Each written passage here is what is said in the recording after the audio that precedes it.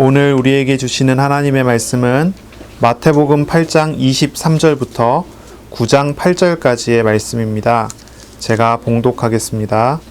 배에 오르심에 제자들이 따랐더니 바다에 큰 놀이 일어나 배가 물결에 덮이게 되었으되 예수께서는 주무시는지라. 그 제자들이 나와 깨우며 이르되 주여 구원하소서, 우리가 죽겠나이다. 예수께서 이르시되 어찌하여 무서워하느냐, 믿음이 작은 자들아 하시고 곧 일어나사 바람과 바다를 꾸짖으시니 아주 잔잔하게 되거늘 그 사람들이 놀랍게 여겨 이르되 이가 어떠한 사람이기에 바람과 바다도 순종하는가 하더라.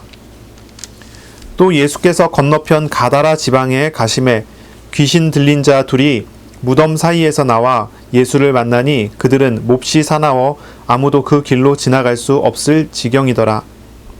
이에 그들이 소리 질러 이르되 하나님의 아들이여, 우리가 당신과 무슨 상관이 있나이까? 때가 이르기 전에 우리를 괴롭게 하려고 여기 오셨나이까 하더니 마침 멀리서 많은 돼지떼가 먹고 있는지라. 귀신들이 예수께 간구하여 이르되 만일 우리를 쫓아내시려면 돼지떼에 들여 보내 주소서 하니 그들에게 가라 하시니 귀신들이 나와서 돼지에게로 들어가는지라.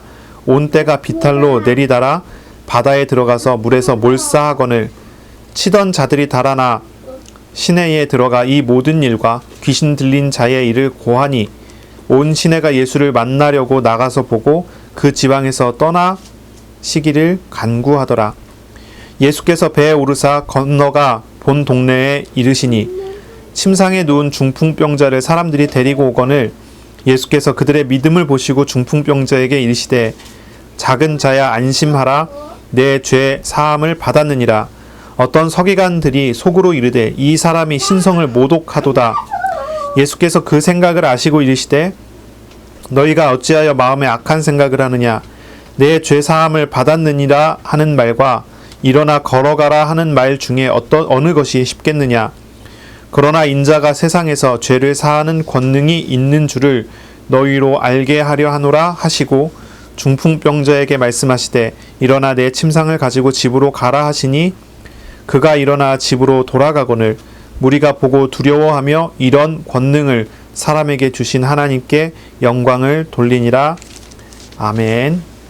오늘 말씀은 마태복음 8장 23절부터 9장 8절까지의 말씀입니다. 예수님의 권위와 통치라는 제목으로 우리가 함께 말씀을 나누겠습니다. 산상수훈의 가르침 이후에 예수님께서는 제자들을 데리고 다니시면서 산상수훈에서 말씀하셨던, 가르치셨던 것의 실제를 현장에서 보이셨습니다. 그것이 이제 여러 묶음으로 이렇게 정리가 돼서 우리에게 증거가 되고 있는데요. 우리가 나누었던 것처럼, 지지난주에 나눴던 것처럼 첫 번째 사역의 묶음은 율법적인 기준에서 소외됐고 율법적인 기준에서 제외된 사람들에게 가셔서 그들을 고치신 것입니다. 산상수훈의 말씀 자체가 하나님 나라에 대한 이야기입니다. 그렇죠? 하나님의 나라에 대한 이야기를 예수님께서 하시고 하나님의 나라에 합당한 사람들이 어떤 사람들인지를 얘기하세요. 엄청난 기준을 이야기하시죠. 단지 율법을 지켜서 행한 것이 아니라 마음에서부터 지켜야 되는 것이라는 것을 말씀하세요. 어떠한 사람도 율법적인 하나님 나라의 기준에 맞는 사람이 있을 수 없는 거죠. 아주 높은 수준의 이야기, 완전한 수준의 율법을 예수님께서 설명하셨어요. 하나님의 나라의 백성이 되고 하나님의 나라에 들어갈 수 있는 사람은 어떤 사람이냐면 완전한 사람이에요. 조금의 흠도 없어야 돼요. 마음으로도 죄를 짓지 않아야 돼요. 그런 가르침을 하셨어요. 그런 가르침을 주셨어요. 그리고 예수님께서 나가서 처음 만난 사람들은 어떤 사람이냐면 율법의 의로 흠이 없는 사람들이 아니라 율법적인 기준에서 봤을 때 완전히 제외됐고 소외된 사람들을 만나셨어요. 나병 환자, 이방인의 하인, 이런 사람들을 만나셨어요. 귀신 들려서 병든 사람들, 그런 사람을 만나셔서 그런 사람을 고치세요. 여러 사람들이 있는데 여러 사람에 대해서 예수님께서 고치셔 다니신 게 아니에요. 이런 사람들을 만나기 원하셨고 이런 사람들을 만나셨어요. 그래서 뭘 가르치셨습니까? 율법적인 기준에서 봤을 때 하나님 나라에서 가장 멀리 있는 것 같은 그런 사람들을 구원하신 예수님이에요. 뭘 보이십니까? 하나님 나라에 입성하는 기준이, 조건이 결코 인간적인 기준이나 인간적인 노력, 율법적인 행위에 있지 않다는 걸 보이신 거예요.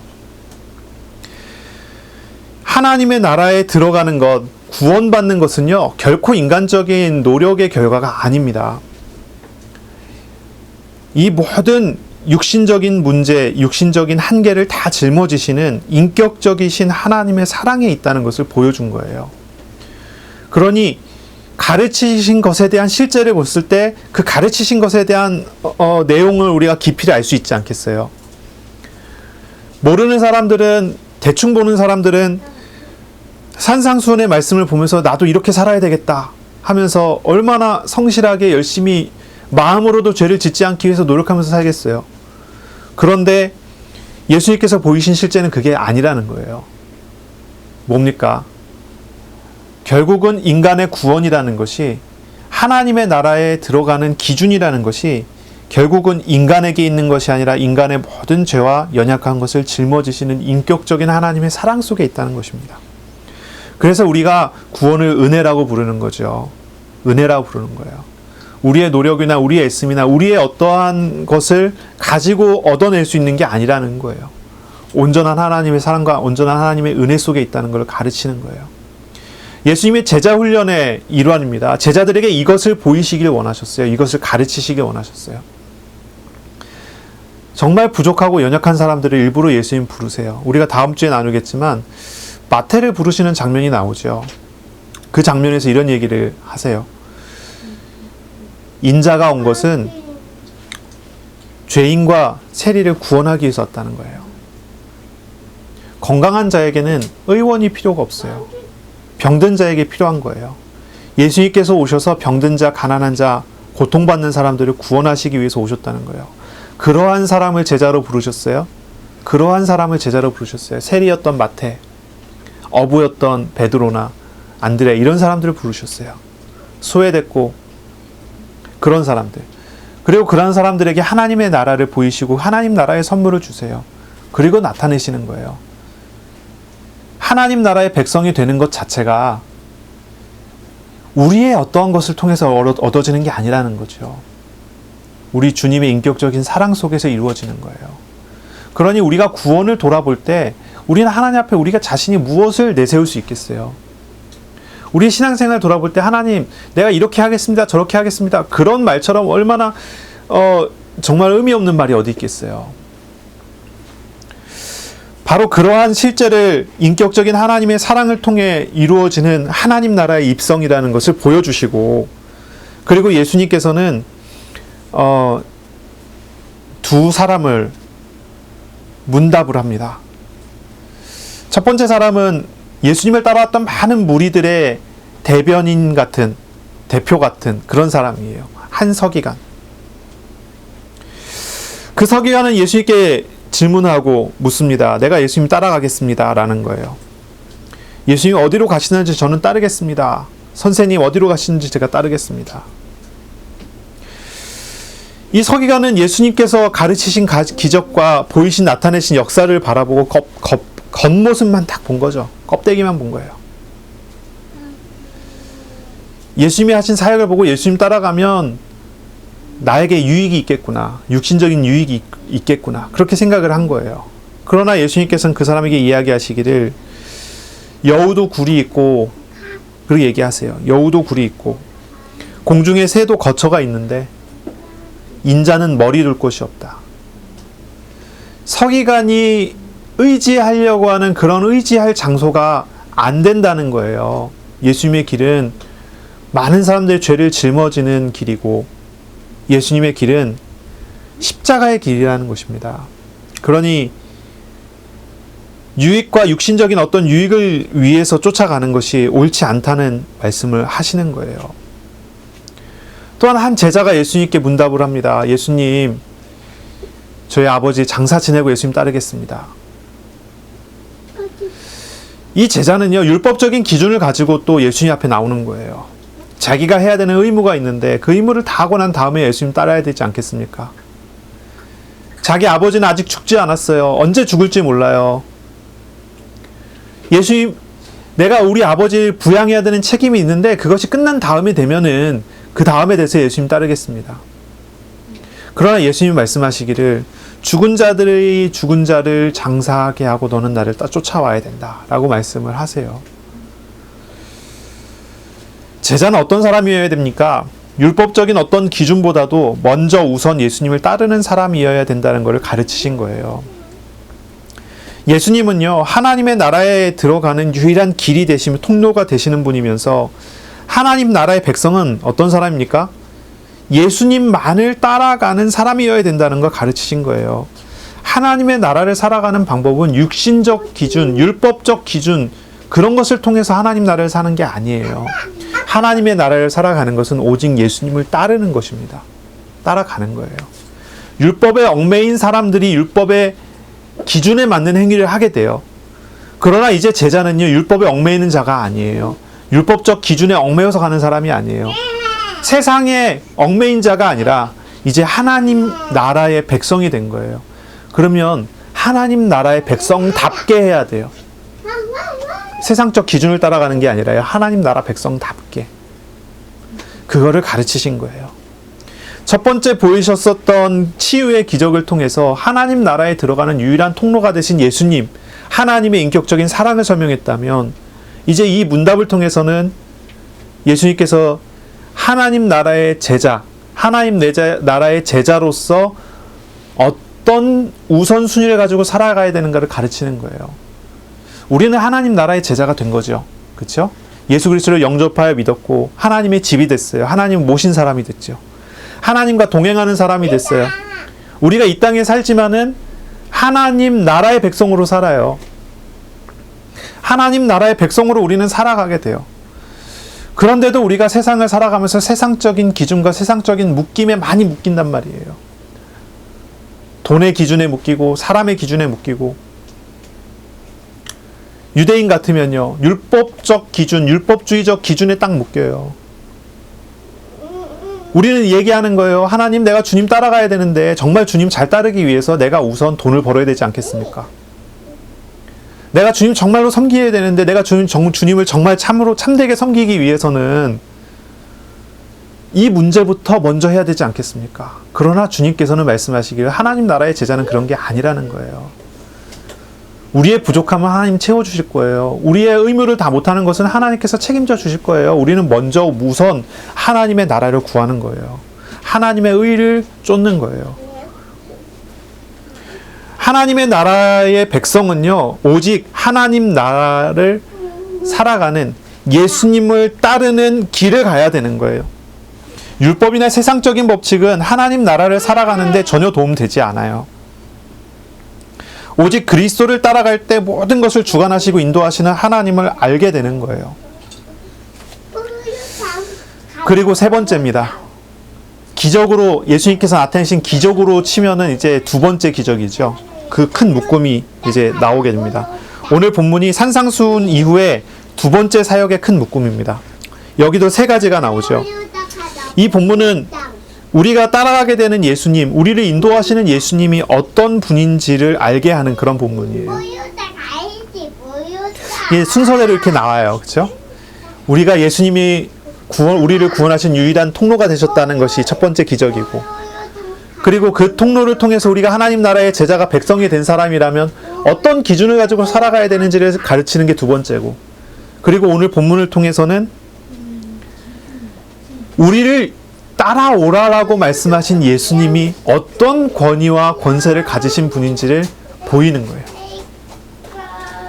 산상수훈을 통해서 보여주셨던, 가르치셨던 그런 말씀의 실제가 여기에서 하나씩 하나씩 드러나는 것입니다.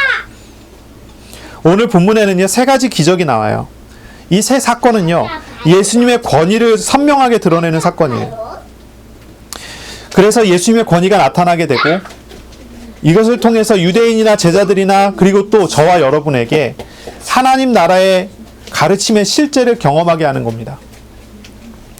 첫 번째 기적을 보면요, 이거는 이제 예수님께서 바람과 바다를 잔잔하게 하신 그런 기적입니다. 자연을 통치하시는, 자연뿐만이 아니죠. 온 세상을 통치하시는 하나님의 권위, 예수님의 권위를 보여주는 것이 첫 번째 나타난 기적이에요. 예수님께서는 제자들을 데리고 갈릴리 바다로 배를 타고 건너가세요. 사실 이 갈릴리 바다는 민물입니다. 바다라고 하기보다는 사실 호수라고 하는 게 더 우리가 이해하기 편하죠. 갈릴리 호수. 그런데 굉장히 큰 호수입니다. 그래서 이 당시 사람들은 이제 바다라고 부르기도 하는 거예요. 특히나 이제 유대인들은 이런 큰 물을 이제 호수라고 부르기보다는 바다라고 부르기를 즐겨했던 것 같아요. 사실 이제 유대인들에게는 바다라는 것은요, 굉장히 혼란스러운 장소예요. 위험한 장소예요. 창조 때부터 생각해 보면요, 이 바다라는 곳은, 이 물이라고, 큰 물이라고 하는 것은 아주 두려운 그런 현장이에요. 우리가 하나님께서 창조하셨던 그 창조의 한번 이미지를 한번 생각해 보세요. 하나님께서 창조하실 때 어떻게 창조하십니까? 지구를 만드셨어요. 근데 온통 다 물로 덮여 있어요. 육지가 없어요. 하나님이 말씀하셔서 바다와 육지를 가르시지요. 그리고 육지가 만들어졌을 때 비로소 거기에 하나님께서 사람을 만드세요. 바다는 사람이 살아갈 수 있는 그 장소가 되지 않아요. 물은 사람이 사는 장소가 아니에요. 육지가 사람이 사는 장소예요. 그래서 유대인들에게 있어서 유대인의 어떤 그 히브리적인 생각에 의해서 생각해 보면요, 큰 물이라고 하는 것, 바다라고 하는 것, 이거는요, 사람이 살 수 없는 그런 장소라고 생각하는 거예요. 그리고 여러 전설이 있어요. 고대 근동지방에 있었던 여러 전설. 특히나 이제 고대의 큰 괴물들이 많이 살고 있는 곳이 바다다. 이런 이제 고대 근동지방의 전설이 있어서 유대인들에게 있어서, 히브리인들에게 있어서 바다라고 하는 곳은 굉장히 뭐랄까요, 위험하고 혼란스럽고 그런 장소라고 그냥 인식돼 있는 거예요. 성경에도 그런 말씀들이 있죠. 욥기 같은 경우나 여러 군데에서 나와요. 바다는 리워야단 같은 큰 괴물, 용 같은 것들이 사는 장소다. 이렇게 돼 있어요. 이 바다라는 것은 결국 어떻게 되냐면, 히브리적 사고에 의해서 생각해보고 성경적인 내용을 통해서 찾아보면 마지막 때의 종말이 이루어졌을 때, 새하늘과 새 땅이 이루어졌을 때 바다는 없어져요. 혼란스러운 장소는 없어지는 거예요. 그래서 성경에 보면은 어디 나오냐면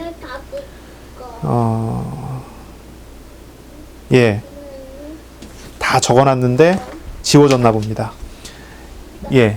이사야서나 예레미야서 요런 데 뭐라고 나오냐면, 하나님이 새하늘과 새 땅을 만드시면서 바다는 없애시고 라고 나와요. 그런 장소라고 생각하면 돼요. 바다를 없애신다라고 하는 거예요. 요한계시록에도 나오죠. 요한계시록 21장 1절에 보면 새하늘과 새 땅이 나오면 처음 하늘과 처음 땅도 없어지고 바다도 없어진다. 그러니까 유대인에게 있어서 큰 물이라고, 바다라고 하는 것은요, 고대로부터 위험한 장소예요. 그러니 유대인의 어떤 그런 생활과 직업과 하는 것들을 찾아봤을 때 바다에서 하는 것은 가장 하층인 거예요. 좋지 않은 거예요. 바다라고 하면은 그런 이미지.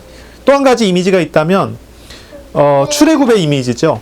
출애굽의 이미지. 홍해 앞바다에 선 이스라엘.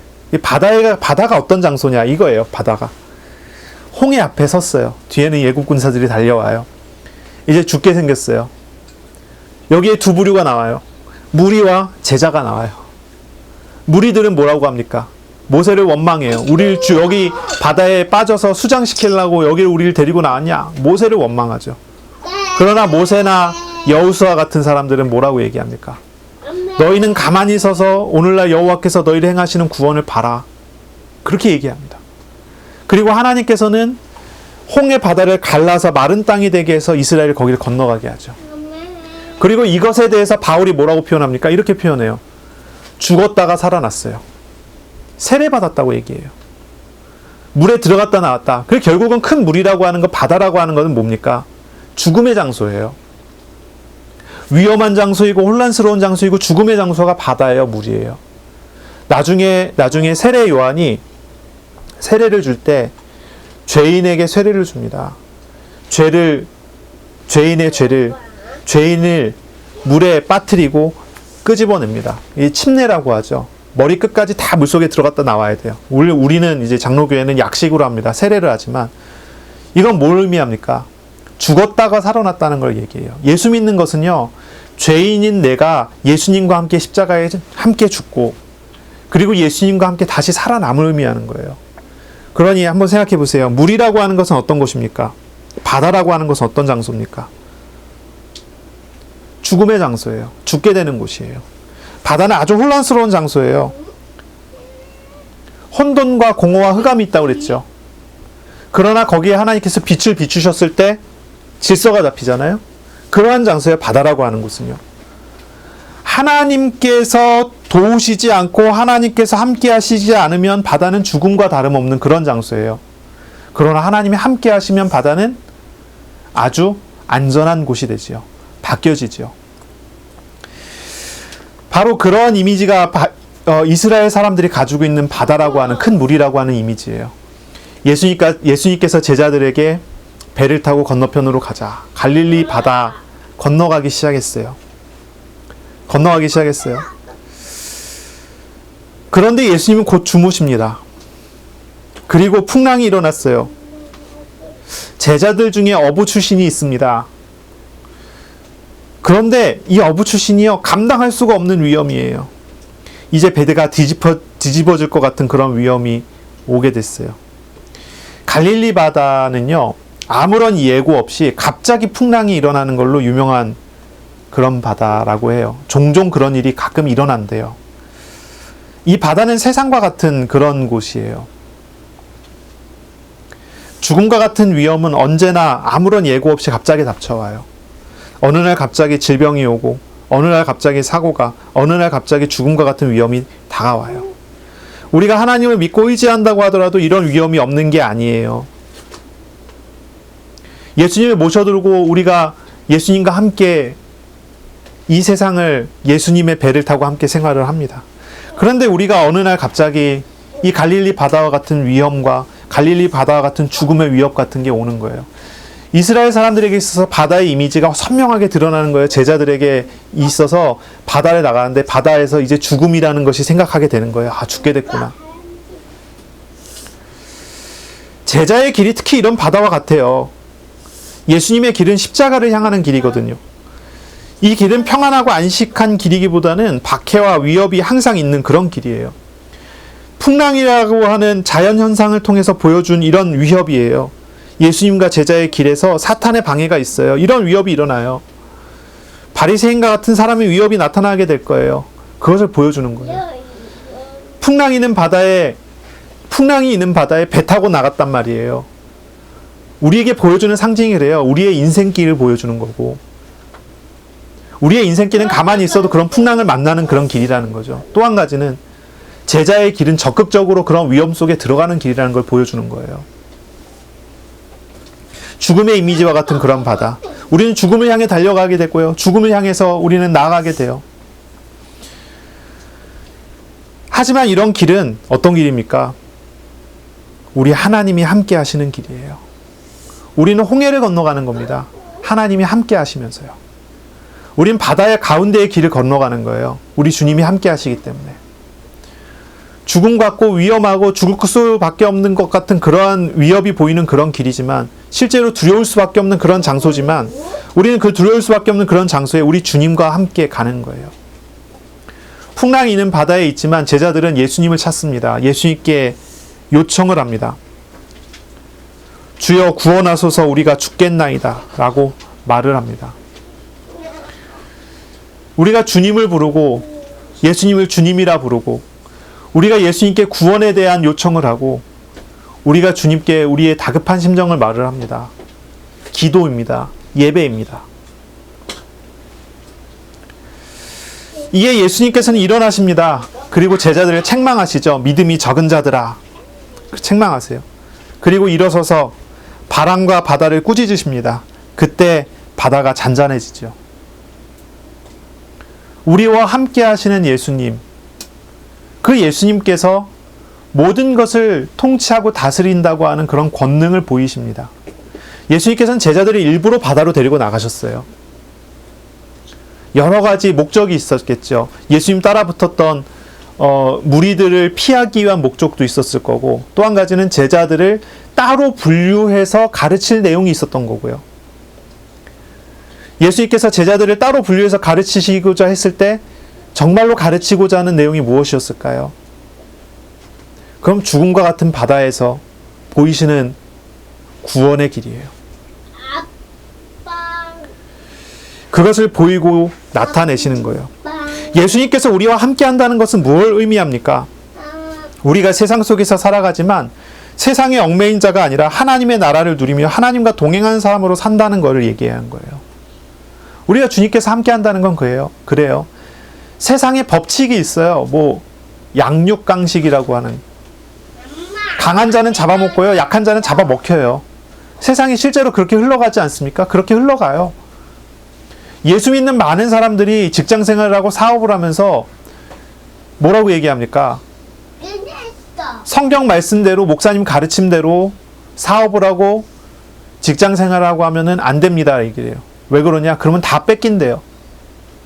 저 사람들은 있는 수법, 없는 수법 다 사용해갖고 사기치고 거짓말하고 어떻게 해서든지 뺏어가려고 하는데 우리는 정직하게 한다. 다 빼앗긴다는 거예요. 안 된대요. 세상 법칙을 따라줘야지. 그래서 교회에서는 하나님 말씀 듣고 세상에 나가면 세상 법칙을 따라간대요. 그러나 예수님께서는 보이신 거죠. 세상 법칙이 통하지 않는 배에서, 세상 법칙이 통하지 않는 풍랑 앞에서 보이신 거예요. 하나님의 주권을 보이신 거예요. 하나님의 권능을 보이신 거예요. 우리는 세상 중에 살아가요. 풍랑이 있는 세상 중에 살아가요. 어느 날 우리는 풍랑을 휩쓸어 맞게 됩니다. 질병을 당할 수도 있고요. 사고를 당할 수도 있어요. 세상 중에 여러 사건이 있어요. 우리가 그것에서 타협하기 쉽습니다. 세상적인 어떤 기준에 타협하기 쉬워요. 한 발은 세상에, 한 발은 하나님께. 그러나 예수님께서는 거기서 그게 안 된다는 걸 가르치시는 거예요. 많은 신자들이 그렇지 않습니까? 한 발은 교회에, 한 발은 세상에 뒀다가 가랑이가 찢어져요. 이것도 저것도 못하는 거예요. 그러나 우리 주님께서 보이신 거는 뭐예요? 오직 나를 따라오라는 거예요. 우리 예수님 따라가라는 거예요. 예수님 안에 다 있다는 거예요. 예수님 안에 모든 게 있다는 거예요. 그것을 실제적으로 나타내시고 보이신 것입니다. 정말로 하나님이 함께하는 사람이라면, 하나님이 동행하는 사람이라면 세상 중에 사기치면서 살아야 되겠습니까? 거짓말하면서 살아야 되겠습니까? 주님이 때에 따라 도우시는 은혜를 의지하며 주님을 따라 사는 것이 맞습니까? 세상적인 법칙을 완전히 뛰어넘는 실제가 있어요. 그리스도 안에 있습니다. 하나님 안에 있어요. 우리 마음에 오시고 우리와 함께 하시는 분이 하나님이라는 걸 정말로 안다면, 그리고 하나님이 나에게 손을 주시고 하나님이 나를 이끌어 가시는 게 맞다는 것을 여러분이 경험하고 알아가고 있다면 세상과 타협할 필요가 없죠. 하나님과 함께하는 사람은 어떤 사람입니까? 하나님의 통치가 있는 사람입니다. 인격적이신 하나님의 사랑의 대상이기에 하나님의 도움을 늘 누리며 사는 사람입니다. 제자의 길은요, 십자가를 지는 길이에요. 위협적인 일이 일어나기도 하고 사탄의 방해와 대적자의 박해가 일어나는 길이기도 합니다. 하지만 우리 주님과 동행하는 길이에요. 주님께서 우리의 연약함을 다 짊어지셔서 우리와 함께 하심을 아는, 그렇게 살아가는 그런 길이에요. 권위가 있으신 우리 주님께서는요, 자연을 꾸짖으시고 우리를 인도하실 것입니다. 그러니 제자의 길은 굉장히 고통스러워 보이는 앞길이지만, 그러나 홍해 바다를 마른 땅으로 건너가는 것과 같은 길이에요. 겉으로 보는 것과 속의 실제가 다르다는 거죠. 가끔 듣는 간증 중에 하나가 그런 얘기들을 하세요. 목사님들이 이제 만날 때 얘기해요. 자기가 개척했을 때 너무너무 힘든 것 같대요. 힘들었던 것 같대요. 그런데 실제로 하나도 안 힘들었대요. 그런 간증을 가끔 하시는 목사님들이 있어요. 하나님이 때에 따라 돕는 은혜를 주시니까 부끄럽다는 거예요. 자기는 너무 고통스럽다고 생각해서 하나님께 울고불고 기도했는데 돌아보니까요, 하나도 고통스럽지 않은데 지레 겁먹어서 고통스러워 했다는 거죠. 홍해 같은 문제가 보이니까요, 홍해 같은 바다가 보이니까요, 죽게 됐구나라고 갈등하고 그것 때문에 겁을 먹었는데 마른 땅을 걷게 하시더라는 거예요. 하나님이 함께 한다는 말이 무슨 말이에요? 제자가 주님을 따라간다는 말이 무슨 말이에요? 주님 없이 십자가를 진다면 엄청난 고통이 있는 길이 아니겠어요? 그러나 주님과 함께 십자가의 길을 간다는 것이 그게 정말로 고통스러운 길이겠는가 하는 거예요. 홍해 앞바다에선 이스라엘의 심정이에요. 여긴 무리도 있고 제자도 있어요. 여러분은 무리와 같습니까? 제자와 같습니까? 아브라함도 처음에는 무리와 같았어요. 그러나 나중에는 제자처럼 돼요. 믿음의 조상의 칭호를 받죠. 제자들은요, 예수님 따라 붙기 시작한 지 얼마 안 됐을 시점이에요. 그러니 예수님께서 이들을 책망하시죠. 이들의 무엇을 책망합니까? 믿음을 책망합니다. 믿음이 적은 자들아. 믿음을 책망해요. 이들은 결국은 믿음의 문제라는 거예요. 제자들이 배를 다루는 기술이 부족해하고 죽게 생긴 문제가 아니에요. 사람들 그렇게 생각한다니까요. 내가 세상을 살아가는데 세상에서 어려움을 당해요. 하나님, 내가 세상을 살아가는 기술을 나에게 더 주세요. 그런 은사를 주세요. 그렇게 기도를 해요. 그러나 그런 문제가 아니에요. 믿음이 적은 자들아. 주님이 함께 하시는데 주님을 바라보지 않는 거예요. 주님이 동행하시는데 주님을 의지하지 않는 거예요. 주님을 생각하지 않는 거예요. 홍해 앞바다에 섰어요. 하나님께서 구름 기둥, 불 기둥으로 이스라엘과 함께 하시는데 하늘만 당장 쳐다봐도 하나님 함께 하시는 걸 경험하게 되는 게 이스라엘이잖아요. 그런데 홍해 앞바다에 서서 하나님을 보지 못해요. 바다만 봐요. 그러니 원망하고 원망해요. 내가 물에 빠져 죽게 생겼구나. 그러나 이 사람들이 바다를 건너가고 난 다음에는요, 모두가 하나가 됐어요. 모두가 하나가 됐어요. 60만이 모두가 하나가 됐어요. 그리고 하나님을 찬양했어요. 내가 주를 찬송하리. 높고 영화로우신 주, 말과 적군을 죽이셨네. 찬양을 했어요. 미리암이 찬양을 하고 온 이스라엘이 같이 찬양을 했어요. 바다를 건넜어요. 바다를 갈랐어요. 우리를 죽이려고 쫓아오던 말과 적군이 바다에 빠져서 다 죽게 됐어요. 오직 하나님이 하신 일이래요. 믿음이 적은 자들이 믿음이 세워져 가는 과정들이 일어나요. 우리가 예수님과 함께 배를 탔어요. 위험이 우리에게 올 수 있어요. 그런 위험 속에 우리는 무엇을 해야 합니까? 세상적 기술을, 세상을 살아가는 방법을 더 갈고 닦아야 합니까? 믿음을 세워야 합니까? 더 멋있게, 더 확실하게 사기치는 방법을, 거짓말하는 방법을, 사람을 이용하는 방법을 배워야 합니까? 아니면 하나님을 구하고 하나님과 함께하는 생활을 하도록 우리가 나와야 합니까? 우리는 바다 같은 세상에 살고 있는 것입니다. 우리는 믿는 신자로서, 그리고 세상과 구별됐다는 의미의 성도라는 이름을 가지고 있습니다. 예수님과 함께 배를 타고 있는 사람으로 우리 이 자리에 나왔습니다. 세상 중에 우리는요, 하나님의 나라의 제자이기 때문에 우리를 공격하는 풍랑이 있다는 것을 우리는 압니다. 분명히 그런 풍랑들이 있습니다. 사단은 여러 가지 방법을 통해서 우리를 공격하려고 할 겁니다. 예수님과 함께하는 그것만 놓치도록 만들기 위해서 우리를 어떻게든지 무너뜨리려고 할 겁니다. 그래서 하나님만 잊어버리도록, 세상적인 방법에 얽매이도록. 하지만 우리는 우리와 함께 하시는 주님이 계신다는 사실을 믿습니다. 그걸 인정합니다. 우리를 붙드신 하나님께서 우리의 연약함을 짊어지시고 우리를 고치시고 우리를 만들어 가실 것입니다. 우리가, 저와 여러분이 아주 연약한 중에 있을지라도 창조자이시고 구원자이신 우리 예수님께서 우리를 붙드시고 우리의 질병을 짊어지시고 우리의 믿음을 세워주실 것을 믿습니다. 아멘. 예, 아멘. 예, 아무도 아멘을 안 하시네요. 예, 우리 아들이 했답니다. 늘 불신앙했지만 결국은 믿음이 조상이 된 아브라함이 있습니다. 그 아버지의 인생을 바라보며 처음부터 주님을 의지하는 마음으로 주님과 동행했던 이삭 같은 사람이 있습니다. 또한 불신앙과 불신앙 속에 늘 위기가 있었지만 그 위기 중에서 주님의 도움을 늘 누린 야곱 같은 사람이 있습니다. 하나님께서는 모세에게 나타나셔서 이렇게 말씀하셨습니다. 나는 아브라함의 하나님이요, 이삭의 하나님이요, 야곱의 하나님이다. 바로 그 하나님께서 우리를 인도하실 것을 믿습니다. 아멘. 두 번째, 예수님 나타내신 기적이 있습니다. 귀신 들린 두 사람을 고치신 장면이지요.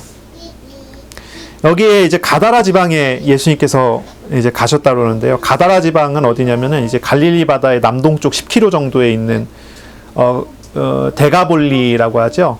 10개의 큰 도시 있어요. 그 중에 하나의 도시예요.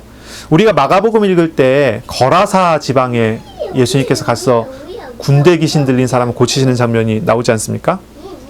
거기도 비슷하죠. 돼지 떼가 있는데 귀신이 돼지 떼에 들어가서 비탈을 달려서 바다에 빠져서 죽는다고 그래요.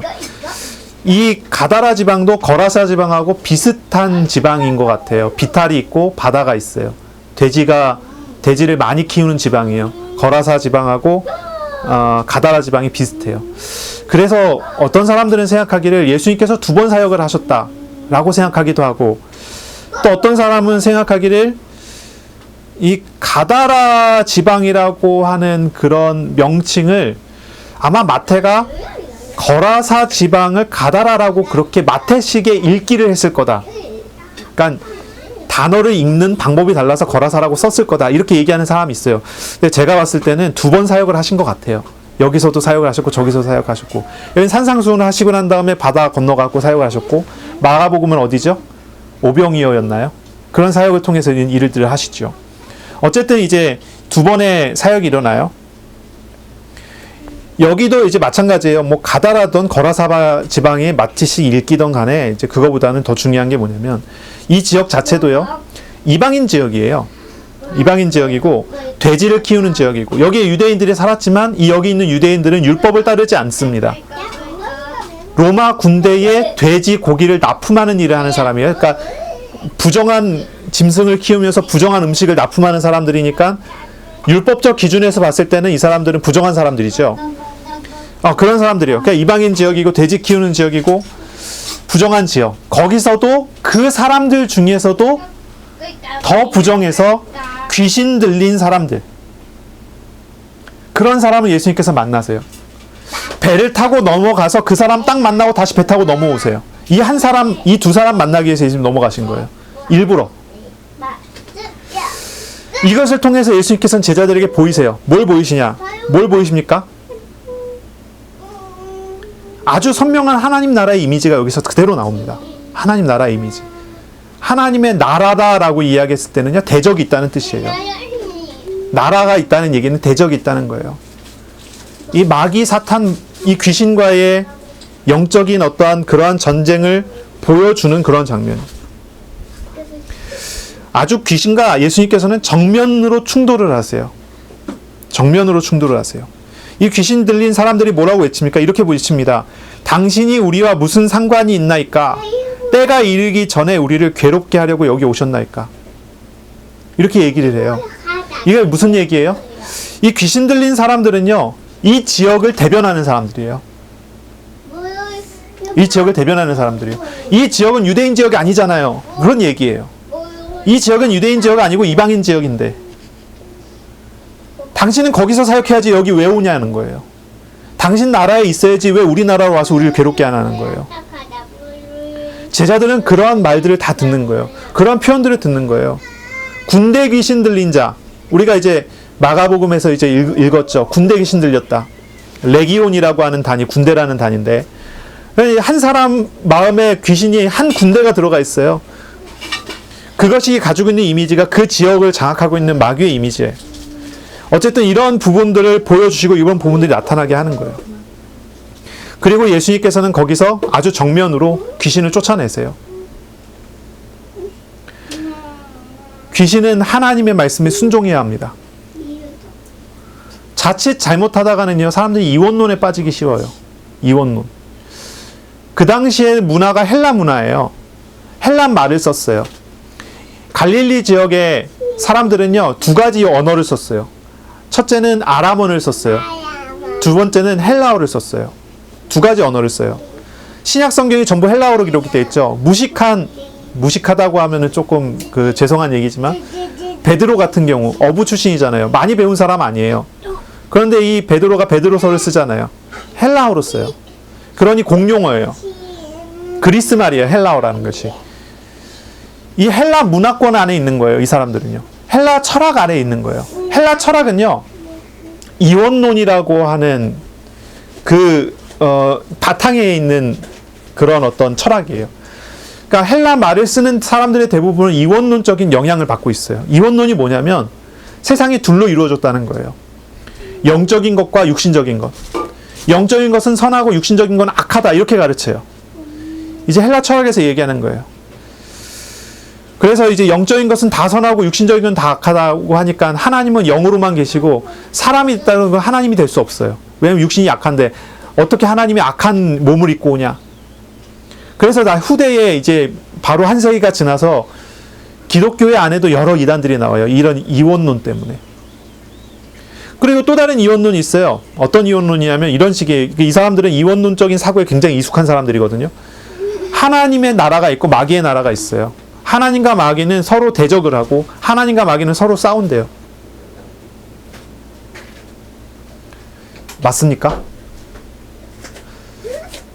어쨌든 제자들에게 이런 이원론적인 사고를 완전히 깨트리는 장면이 여기 나오는 거예요. 어떤 겁니까? 세상이 하나님의 나라가 영적인 세계가 이원론적으로 이루어지지 않은 거예요. 마귀는 하나님께 순종해야 돼요. 하나님의 명령에 마귀는 대적할 수 없어요. 이걸 어떻게 표현해야 될까요? 이론론이라고 표현해야 될까요? 사실 성경은 이론론적이죠. 하나님 아래 모든 것이 있어요. 마귀는 어떤 존재입니까? 마귀는요, 하나님을 대적하지만 하나님의 뜻을 거역할 수 없는 존재예요. 분명히 그렇죠. 그래서 마귀는 욥을 시험할 때도 하나님께 가서 허락을 받고서 시험을 하는 거예요. 마귀는 악한 그 자체의 존재이지만, 그래서 하나님을 대적하고 결국 지옥에 떨어지는 존재이지만 그 심판이 약간 유예됐어요. 왜 유예됐습니까?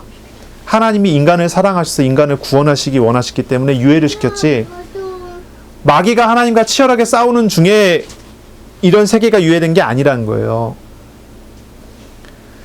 자칫 베레아 이단이나 다락방 이단 같은 경우는 자꾸 그 이원론적으로 설명하거든요. 그건 아주 이단적인 생각이에요. 성경적이지 않아요. 헬라 철학에서 온 것들이에요. 말이 헬라 철학이지 우리나라 동양 철학도 다 비슷해요. 도교 철학도 다 비슷하고. 그러니까 인간 안에 있는 어떤 그런 이미지가 있어요. 마귀가 심어놓은 것 같아요. 어쨌든 그래요. 여기서 분명히 보이시는 거예요. 하나님의 주권. 하나님이 어떤 분인지. 제자들은 그걸 경험하게 돼요. 아, 마귀는 아무것도 아닌 존재구나. 하나님 안에서. 우리와 함께 하신 하나님이 어떤 분인 줄 알게 되는 거예요. 이 귀신은요, 여기서 어떻게 해서든지 벗어나기 위해서, 어떻게 해서든지 살아남기 위해서 예수님께 얘기합니다. 우리를 쫓아내시려면 돼지떼에 들여보내주십시오 라고 요청을 하는 거예요.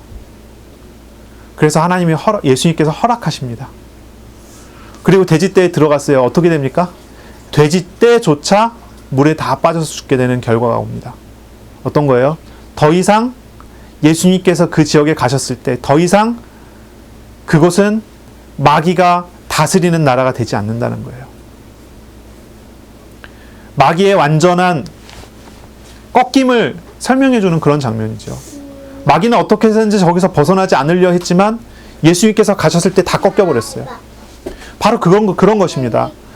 우리에게 하나님이 오셨어요. 우리에게 예수님께서 들어오셨어요. 우리와 함께 하세요. 우리가 가는 곳에 우리 주님께서 함께 가세요. 그런 곳은 어떤 곳입니까? 주님의 주권 안에 있는 곳입니다. 모든 것은 주님의 주권 속에 있는 것입니다. 마귀가 어떻게 수작을 벌일 수가 있겠습니까?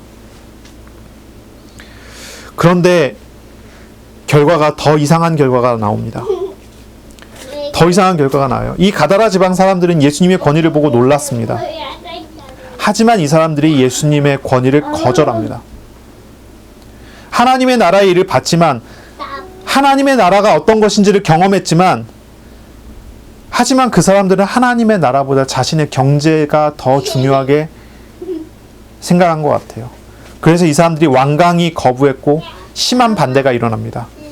그래서 34절에 보니까 온 시내가 예수님을 만나려고 나가서 보고 그 지방에서 떠나가시기를 간구하더라. 예수님이 하나님이라는 것, 하나님의 나라의 통치라는 것을 사람들이 봤기 때문에 완강히 거부하지만 예의를 갖추지요. 떠나가시기를 간구합니다. 그리고 떠나가요. 예수님께서 그 지역에 가셔서 모든 마귀와 모든 악한 것을 무너뜨리고 그들을 구원하시고 바꾸셨어요. 귀신 들린 사람이 치유받고 난 다음에 온 대가볼리를 돌아다니면서 뭐합니까?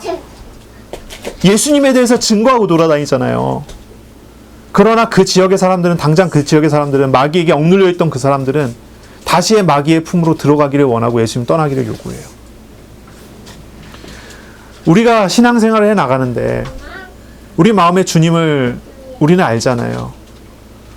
주님의 통치와 다스림이 나타난다는 것입니다. 우리는 주님을 경험하게 되고요. 주님을 경험하고 있지 않습니까?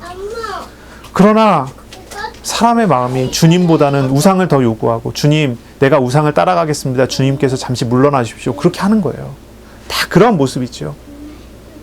이 이방 지역이, 이 가다라 지방이 결국 우리의 마음이나 우리가 살고 있는 우리의 현장을 보여주는 거 아닙니까? 예수님 제자들에게 그걸 보이시는 거예요. 그걸 나타내시는 거예요. 주님의 통치를 봐요. 주님의 다스림을 봐요. 주님께서 가셨을 때 어떤 것도 주님 앞에 순종하지 않는 것이 없어요. 주님 주권 아래서 주님 뜻대로 이루어지지 않는 것이 없어요. 그러나 주님 섬기기를 거절하는 가다라 지방 사람 같은 그런 마음으로 주님을 대하는 거예요. 그러니 주님께서 그곳을 떠나십니다. 다시 가버나움으로 건너가십니다. 9절에 보니까요. 본 동네에 이르시니예요. 배를 타고 다시 떠나서 가버나움에 가세요. 본 동네입니다. 거기에서 예수님께서 중풍병자를 고치십니다. 우리가 이제 다른 성경을 통해서는 중풍병자를 고치시는 아주 세밀한 어떤 묘사들이 있죠. 예를 들어 어떤 겁니까? 지붕을 드러내고 지붕을 통해서 침대채 중풍병자를 내려보내는 그런 장면들이. 근데 마태는요, 거기에는 별로 큰 관심이 없어요. 그거보다 마태가 정말로 이야기하고자 하는 내용이 있어요. 그거보다 정말로 표현하고자 하는 내용이 있어요. 그게 뭡니까? 예수님 권위입니다. 예수님께서 중풍병자에게 말씀하신 예수님의 권위예요. 예수님께서는요, 중풍병자를 데리고 오는 이들과 중풍병자의 믿음을 보시고 그들의 죄 사함을 선포하셨어요. 이것은 당시에 굉장한 논란을 불러일으켰어요. 서기관들이 이러한 선포를 신성모독한 것으로 봤어요. 그러니 굉장한 논란을 불러일으켜요. 당시 이제 바리새인들, 서기관들의 생각 속에서 죄 사함의 선포라는 것은요, 하나님만이 하시는 거예요. 그리고 이 죄 사함의 선포는 언제 이루어지냐면 종말에만 이루어지는 거예요. 종말에만. 새하늘과 새 땅이 된 다음에 선포하는 것이 죄 사함이라고 생각했어요. 새하늘과 새 땅이 된 다음에 선포되는 것이 죄 사함이다. 그래서 이사야서 33장 24절이나 예레미야 31장 34절, 미가서 7장 17절 18절에 보면은 그런 내용이 나오죠. 새하늘과 새 땅이 이루어지면 그때야 죄 사함을 선포하신다. 이런 말씀이에요. 그러니 이 사람들에게는요, 죄 사함을 선포하신다는 것 자체가요, 맞지 않다고 생각하는 거예요. 맞지 않다고 생각하는 거예요. 그거는 하나님만이 하셔야 되는데, 또 한 가지는 지금 선포될 때가 아니라는 거예요. 죄 사함이라는 것이 선포될 그런 시기가 아니라고 생각해요. 왜냐하면 이 사람들은요, 율법을 열심히 지켜갖고 죄를 안 짓는 사람들이잖아요. 근데 죄인을 찾아가서 죄인에게 죄 사함을 선포하셨다. 그러니 이 사람들이 그걸 받아들일 수가 없죠. 이 당시에 이제 바리새 서기관들, 유대인들은요, 메시아를 죄 사함과 연결시키지 않습니다. 죄 사함으로 생각하지 않아요. 죄와 관련되어 있다고 생각하지 않아요. 이 사람들은요, 메시아는요, 죄 사함과 상관없고 의로운 자들의 메시아라고 생각했어요. 의로운 자들의 메시아. 그러니 죄인들, 부정한 사람들은 메시아를 통해서 혜택을 보기 어렵고 의로운 사람들이나 메시아를 통해서 혜택을 본다고 생각했던 것 같아요. 그러니 율법을 잘 지켜서 행하는 자신들을 위하여 일하시는 분이라고 생각한 거죠. 그래서 정치적으로는 거룩함을 유지하고 있는 자신들을 위해서 로마로부터 나라를 해방시키는 분이다 라고 생각을 하고, 이제 다윗처럼 그렇게 생각하고, 또 어떤 이들은요, 정의로운 자신을 위해서 부정한 자들을 심판하시는 정의로운 메시아 이렇게 생각하고요. 또 어떤 사람들은요, 의로운 백성들의 가난함을 보시고 먹을 걸 먹여주시는 메시아 이렇게 생각을 하는 거예요. 자신들 의로우니까 자신들을 위한 메시아. 그런데 예수님께서 당장 나와서 생각하시는 게 어떻습니까? 죄인을 찾아가시고요, 가난한 사람을 찾아가시고요, 고통스러운 사람들을 찾아가세요. 병든 중풍병자, 이런 중풍병이 들었다, 죄로 인해서 심판받았다, 이렇게 생각하는데 중풍병자를 고치세요. 근데 병을 그냥 고치신 게 아니라 그냥 예수님께서 그 사람의 병을 고치셨다면 서기관들은 이렇게 생각했을 거예요. 저 사람이 그래도 하나님 앞에 정성을 들였던 사람인가 봐, 이렇게 생각할지도 몰라요. 그런데 예수님께서는 그 사람의 병을 고치신 게 아니라 어떻게 하십니까? 그의 믿음을 보시고 너의 죄 사함을 받았느니라. 서기관들이 전혀 기대하지 않는 말을 하는 거예요. 원하지 않는 말을 하는 거예요. 메시아는 의로운 사람의 메시아여야 되는데 죄인들의 메시아가 되세요. 죄 사함을 선포하세요. 자신들이 평생 죄를 짓지 않기 위해서 노력하고 평생 율법을 지키기 위해서 노력해서 의로운 사람이 돼서 혹시라도 잘못해갖고 죄를 지면은 양을 대신 잡아 죽여서 죄를 죽여버리고, 그래서 자신은 의로운 사람이 돼서 종말의 때가 됐을 때 하나님 앞에 나갔을 때 너 죄사함은 받았다, 이렇게 의로운 사람으로서 인정을 받아야 되는데, 자신의 어떤 거룩함, 자신의 노력에 대한 인정을 받아야 되는데, 아니 중풍병자를 두고, 그것도 그 사람이 어떤 뭐랄까요, 정성을 들인 것도 아니에요. 그 사람이 어떤 하나님께 예물을 드린 것도 아니에요. 헌금을 드린 것도 아니에요.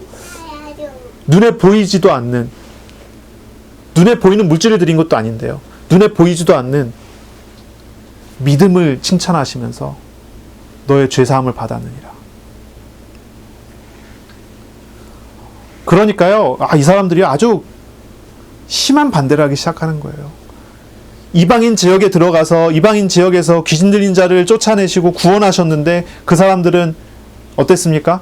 자신들의 우상을 위해서, 자신들의 돈을 위해서, 경제를 위해서 예수님 떠나달라 요청을 하잖아요. 그렇죠?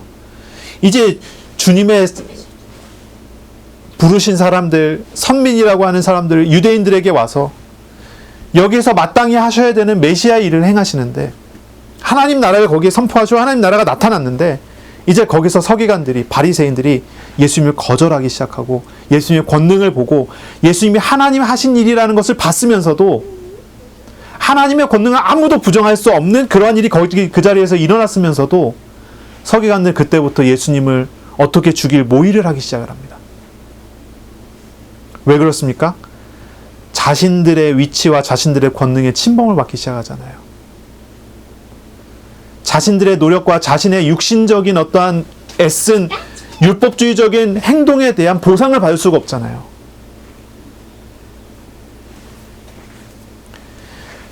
예수님께서는 인자에게는 죄사하는 권능이 있다고 말씀하세요. 예수님은 죄사하는 권능이 있으신 분이라고. 그리고 서기관들에게 예수님 말씀하세요. 제사함을 받았느니라 라고 이야기하는 것과 일어나 걸어가라 라고 하는 말, 그 중에 어떤 게 더 쉽겠냐 물어보세요. 그리고 인자에게 죄사하는 권능이 있다고 말씀하십니다. 그리고 일어나서 너의 침상을 가지고 집으로 가라 말씀하세요. 그러니 이 사람이 벌떡 일어나서, 중풍병자가 일어나서 침상을 들고 자신을 데리고 온 친구들과 함께 나아가요.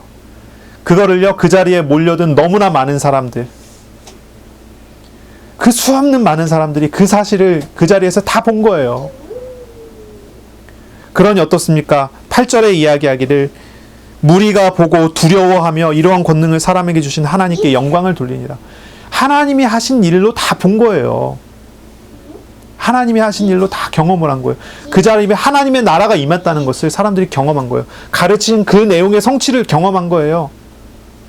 그러나 서기관들은 대적합니다. 대적해요. 예수님이 대적해요. 어쨌든 오늘 예수님의 권능을 사용하신 세 가지 기적의 내용들입니다. 이 세 가지 기적의 내용을 통해서 예수님께서는 우리에게 보여주셔요. 하나님 나라의 제자들의 주님이, 우리 주님이 어떤 분이신지 가르쳐 주세요. 우리 주님의 통치가 어떤 것인지를 보이세요. 자연과 만물, 온 세상과 온 세계를 다스리고 통치하시는 분이 우리 예수님이라는 것을 보이세요. 원수들도 대적할 수 없어요. 원수들도 순종할 수밖에 없는 분이 우리 주님이 예수님이라는 걸 보이세요. 가장 결정적으로 우리의 죄를 짊어지시고 죄 사함을 선포하시는 분이 예수님이라는 것을 우리에게 보이세요. 우리 예수님은 어떤 분이십니까? 우리 하나님은 어떤 분이십니까? 우리를 우리보다 더 잘 아시는 분이십니다. 우리를 붙드시고 우리를 인도하시는 분이십니다. 우리와 함께 하시는 하나님이십니다. 이분은 권세가 있고 권위가 있으신 분이에요. 우리가 생활하는 모든 생활을 아시는 분입니다. 나보다 나를 더 잘 아시고요. 나의 걸음을 아시는 분이에요. 나의 상황을 아세요. 나의 만남을 아세요. 내가 처해져 있는 작은 일, 큰 일을 다 아세요. 그걸 다 다스리시는 분이세요. 원수가 우리를 속이려 달려올지라도 하나님이 허락하지 않은 원수는 우리에게 손끝도 대지 못하는 것입니다. 하나님의 권능이라는 것이, 하나님의 통치라는 것이 그런 것입니다.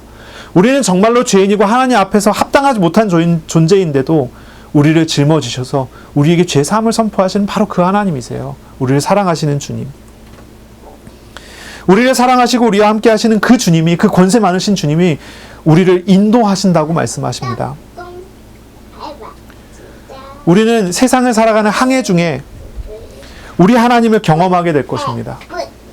두려움에 빠져 있을지라도, 우리 주님께서 우리의 작은 믿음을 꾸짖으실지라도 우리의 믿음을 세워가시며 우리를 인도하실 것입니다. 우리의 믿음을 세워가시는 것을 우리는 경험하게 될 거예요. 결국은 우리는 우리 주님의 권위에 힘입어 세상 중에 하나님의 영광을 드러내는 제자로 우리는 세워지게 될 것입니다. 그런 은혜를 누리시기를 바랍니다. 정말 기도하세요. 정말 기도하세요. 무엇을 위해 기도해야 되겠습니까? 주님을 알도록, 주님의 권위를 알고, 주님의 권세를 알고, 주님을 의지하고 주님 앞에 나아가도록 기도하세요. 우리는 죽음과 같은 물을 거쳐가는 사람들입니다. 그러나 그 속에 마른 땅으로 건너가는 사람들이에요. 우리의 죄된 것이 저 물과 함께 죽어야 합니다. 그리고 우리는 주님과 함께 사는 그런 사람입니다. 갈라디아 2장 20절 우리가 잘 알고 있습니다. 내가 그리스도와 함께 십자가에 못 박혀 죽었습니다. 어떤 내가 죽었습니까? 죄된 나는 죽었습니다. 그리고 이제 내가 산 것은 내가 사는 것이 아니요 내 안에 예수께서 사신 것이라. 이제 나는 예수님과 함께 사는 것입니다. 예수님과 함께 걸어가는 겁니다. 예수님과 동행하는 것입니다. 바로 그것이 우리가 풍랑이 있는 바다의 뱃속에 탄 그런 삶인 것입니다. 우리가 육신 가운데 아직 있기 때문에 배 위에 탄 것과 다름없습니다. 그러나 그 속에서 이스라엘 사람들이 홍해를 가르고 마른 땅을 걸어간 것처럼 우리는 배 위에서 예수님과 함께하기 때문에 안전한 그런 것을 경험하면서 살아갑니다. 제자는요, 어떤 사람입니까? 자기를 부인하고 예수님을 따르는 사람입니다. 제자는 어떤 사람입니까? 자기 십자가를 지고 예수님을 쫓는 사람입니다. 우리 예수님께서 우리와 함께 하시기에 우리는 예수님 안에서 평안을 누리게 되고 예수님 안에서 우리는 행복을 누리며 살아가게 될 것입니다. 그러니 기도하시기 바랍니다. 정말로 기도하세요. 주님을 구하고 주님을 찾고 주님을 알아가는 기도, 주님과 인격적인 교제를 나누는 그런 기도를 하세요. 말씀을 두고 묵상하세요. 말씀하시는 하나님과 교제하세요. 이번 주에 우리에게 말씀하신 대로 우리와 어떻게 동행하시는지를 주님을 구하며 주님과 함께하는 생활을 하세요. 시간을 정해놓고 기도하세요. 제가 언젠가 보니까요, 제 아내가 정말 재미있는 드라마를 볼 때가 있어요. 그러면요, 아주 뭐라 그럴까요? 알람까지 맞춰놓고 그 드라마를 보러 나가요. 때를 딱 맞춰놓고 그 시간에 맞춰서 어떻게든지 나가려고. 제가 알람을 꺼버리던지 제가 깨워주지 않으면 저한테 막 화를 내요. 뭐라고 화를 내느냐? 내가 그렇게 힘들게 회사에서 일하고 왔는데 그 드라마 하나 보는 거 깨워주지 못할 수 있느냐 그러면서 화를 내요. 그만큼 집착을 엄청 하더라고요. 우리 주님께 그렇게 집착을 해보세요. 드라마는 그렇게 보는데 우리 하나님께 시간을 정하고 기도를 한번 해보세요. 긴 시간이 필요한 게 아니에요. 짧은 시간이라도 한번 기도를 해보세요.